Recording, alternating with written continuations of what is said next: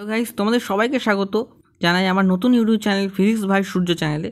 দেখো, তোমরা যারা দশম শ্রেণীর ছাত্রছাত্রী রয়েছো, এখন তো ফেব্রুয়ারি মাসের একেবারে শেষের দিক, আশা করছি তোমরা সকলেই এই আলো চ্যাপ্টারে ঢুকে পড়েছো। আর যারা এখনও পর্যন্ত আলো চ্যাপ্টারে ঢুকতে পারোনি, তাই জন্য অবশ্যই আমি বলে রাখবো, দেখো এই আলো চ্যাপ্টারে খুবই কতগুলো গুরুত্বপূর্ণ প্রশ্ন এসে থাকে। তার মধ্যে থেকে একটা গুরুত্বপূর্ণ ধাঁচের প্রশ্ন কিন্তু হচ্ছে আমাদের রে ডায়াগ্রাম বা রশ্মিচিত্র অঙ্কন। সেখানে আমাদের প্রতিবিম্ব এঁকে দেখাতে হয় বা প্রতিবিম্বটা কোথায় গঠিত হচ্ছে, তাই সেই প্রশ্নে দেওয়ার শর্তগুলো অনুযায়ী আমাদের কিন্তু সেগুলো উপস্থাপন করে চিত্রের মাধ্যমে দেখাতে হয়। ঠিক আছে? তো দেখো, এই রশ্মিচিত্র অঙ্কন বা যে কোনো ক্ষেত্রেই তোমরা একটা অঙ্ক ধরো করতে গেলে তার তো একটা ভিত্তি প্রয়োজন, একটা বেস প্রয়োজন, সব কিছুর একটা বেস থাকে। তো একেবারেই প্রথমেই তো আমাদের প্রতিবিম্ব অঙ্কনটা করতে আমরা পারবো না। তার আগে কীভাবে আলোক রশ্মিগুলো কত রকমভাবে এসে থাকে, বা একটা বিন্দু থেকে নির্গত হয়ে কত রকমভাবে একটা অবতল দর্পণ বা যে কোনো দর্পণ, উত্তল বা অবতল দর্পণ অথবা উত্তল বা অবতল লেন্সের উপর কিরমভাবে তারা আপতিত হয়ে প্রতিফলিত হতে পারে অথবা প্রতিসৃত হতে পারে, সে ব্যাপারগুলো তো আমাদের জানতে হবে। তো দেখো, আমি বেশি কথা না বাড়িয়ে ভিডিওটা প্রথমেই শুরু করে দিই। ঠিক আছে? তোমরা ভিডিওটা ভালো লাগলে অবশ্যই লাইক করে দিও, এবং যারা তোমাদের বন্ধুরা রয়েছে যারা এই ব্যাপারগুলো এখন একটু বুঝতে পারছো না, অসুবিধা হচ্ছে, অথবা এখনও পর্যন্ত তোমরা এসে পৌঁছতে পারোনি, শুরু করতে চাইছো, একদম শুরুতেই যদি তাদের তোমরা এই ভিডিওটা পৌঁছে দিতে পারো তাদের কাছে, আমি আশা করছি তারা খুবই উপকৃত হবে। তো দেখো, ভিডিওটা স্কিপ না করে তোমরা পুরোটাই দেখতে থাকো। ওকে, দেখো এখানে আমি একটা বিন্দু নিয়ে নিচ্ছি, ধরো এটা কে বিন্দু। ঠিক আছে? এটা অবতল দর্পণ, তোমরা দেখেই বুঝতে পারছো। ঠিক আছে? ধরো এটা প্রধান অক্ষ, তোমরা সবাই জানো এটা প্রধান অক্ষ। দেখো এখানে আমি ফোকাস পয়েন্ট নিয়েছি, এখানে আমি সেন্টার অফ কার্ভেচার, এইটা আমি সেন্টার অফ কার্ভেচার বা বক্রতা কেন্দ্র নিয়েছি। এগুলো সংজ্ঞা নিয়ে তোমাদের আলাদা করে কিছু বলার দরকার নেই, তোমরা খুবই ছোট্ট একটা সংজ্ঞা এবং খুব সহজ ভাষায় তোমরা বইয়ের মধ্যে এগুলো পেয়ে যাবে। দেখো তোমাদের প্রথমে আমি বলে রাখি, দেখো এই ধরো একটা বিন্দু কে। ঠিক আছে?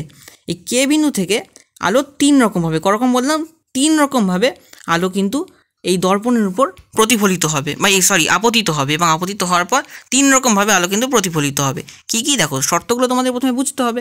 যদি তোমরা শর্তগুলো খুব ভালোভাবে বুঝে যাও, তাহলে তোমরা অবতল দর্পণের যত রকম বিম্ব তৈরি হয় আলোকরশ্মি আপতনের পর, সে প্রত্যেকটা কিন্তু আমি তোমাদের একটা সূত্র বলে দেবো।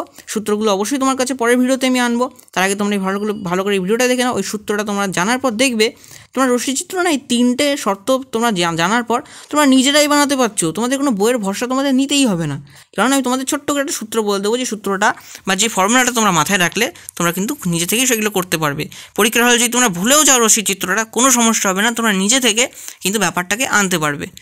চলো তা শুরু করি। দেখো ধরে নাও এই ধরো কে বিন্দু, এই কে বিন্দু থেকে এই প্রধান অক্ষের সমান্তরালে 1 নম্বর, ঠিক আছে, এটা 1 নম্বর। ধরো এই কে বিন্দু থেকে একটা আলোকরশ্মি প্রধান অক্ষের সমান্তরালে এই অবতল দর্পণে এই যে প্রতিফলক তল, ধরো প্রতিফলক তলের এই বিন্দুতে যদি প্রধান অক্ষের সমান্তরালে আসে, তবে প্রতিফলনের পর আমরা কি জানি, প্রতিফলনের সময় সেটা কিন্তু ফোকাস পয়েন্টের মধ্য দিয়ে নির্গত হবে। কি বললাম?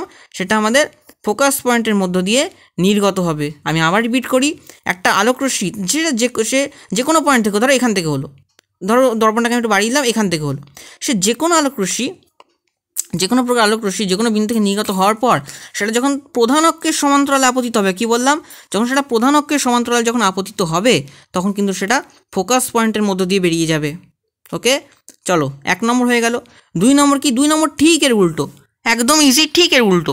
দেখো এখানে আমরা কি বলেছিলাম, এখানে আমরা বলেছিলাম যে প্রধান অক্ষের সমান্তরালে আসবে আর ফোকাস পয়েন্টের মধ্যে দিয়ে চলে যাবে। এখানে আমরা ঠিক উল্টোটা বলবো। কি বলবো যে ফোকাস পয়েন্টের মধ্যে দিয়ে যদি আলোকরশ্মি বেরিয়ে যায়, তবে সে কিন্তু যখন ব্যাক করবে অর্থাৎ যখন প্রতিফলন হবে তার, তখন সে প্রধান অক্ষের সমান্তরালে নির্গত হয়ে চলে যাবে। কি বলবো? যখন একটা আলোকরশ্মি একটা বিন্দু থেকে নির্গত হবে এবং সেটা যখন ফোকাস পয়েন্টের মধ্য দিয়ে এই অবতল দর্পণের একটা পয়েন্টের উপর আপতিত হবে, প্রতিফলনের সময় সেটা কিন্তু প্রধান অক্ষের সমান্তরালে নির্গত হয়ে চলে যাবে। ঠিক আছে? আর দেখো 3 নম্বরের ব্যাপারটা একেবারেই সোজা সাপটা। কি না, কোনো একটা আলোকরশ্মির, এটা কিন্তু বক্রতা কেন্দ্র তোমরা বইতে পড়েছো অলরেডি। ধরো এই বক্রতা কেন্দ্রের মধ্য দিয়ে কোনো একটা আলোকরশ্মি যদি আপতনের সময়, একটা অবতল দর্পণের উপর আপতনের সময়, এই বক্রতা কেন্দ্র দিয়ে যদি কোনো আলোকরশ্মি যদি অবতল দর্পণে একটা প্রতিফলক তলের উপর যদি আপতিত হয়, তো সেটা প্রতিফলনের সময় কিন্তু ওই বক্রতা কেন্দ্রের মধ্য দিয়েই চলে যাবে, তার কিন্তু অন্য কোনো দিকে সে বেঁকবে না। ঠিক আছে? আমি কি বললাম? অন্য কোনো দিকে সে বেঁকবে না। তাহলে কি ব্যাপারটা সোজা লাগলো? তো আমি আবার রিপিট করে দিই একবার।